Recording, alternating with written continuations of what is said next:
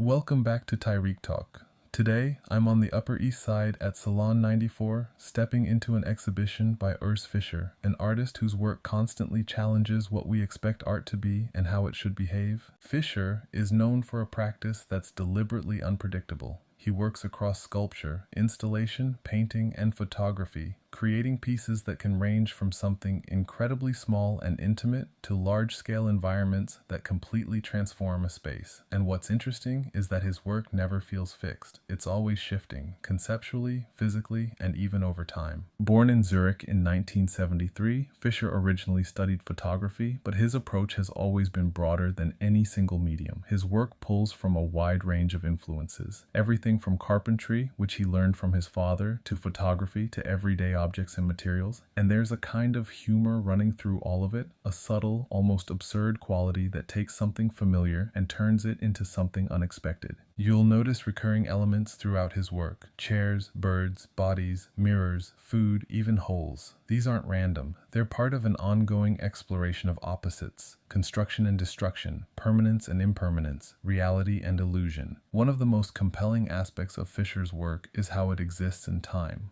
Many of his pieces are designed to change, decay, or even disappear. He uses unconventional materials like wax, clay, bread, and organic matter, allowing the work to evolve beyond his control. It's almost like he's setting a process in motion and then stepping back, letting entropy take over. There's a famous example where he created a house made of bread that birds were invited to eat away at.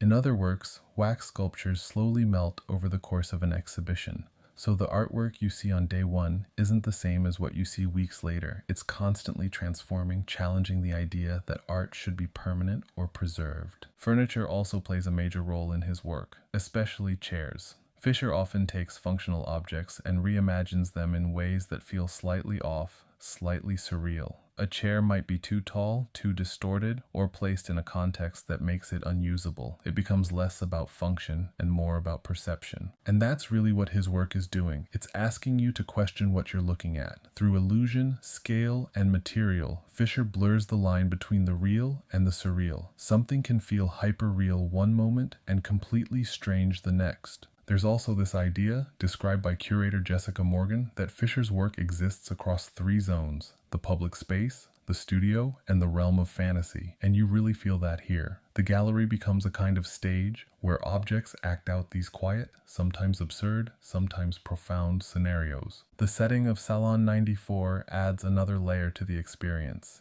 The space is refined, intimate, and architectural, very much in contrast to the unpredictability of Fischer's work. That contrast creates tension. It sharpens your awareness of the objects, of their scale, of their presence within the room. As you move through the exhibition, there's a sense that nothing is entirely stable. Forms feel like they could shift, collapse, or transform at any moment, and that instability becomes part of the meaning. Fischer's work has been shown around the world, from the Museum of Modern Art to the Centre Pompidou, and yet each exhibition feels site-specific, responsive to its environment. Here at Salon 94, his work feels both playful and deeply conceptual, rooted in humor, but also in a serious exploration of time, material, and perception. Urs Fischer isn't just making objects. He's creating situations, moments where art becomes something alive, something unstable, and something that continues to change, even as you're standing there looking at it.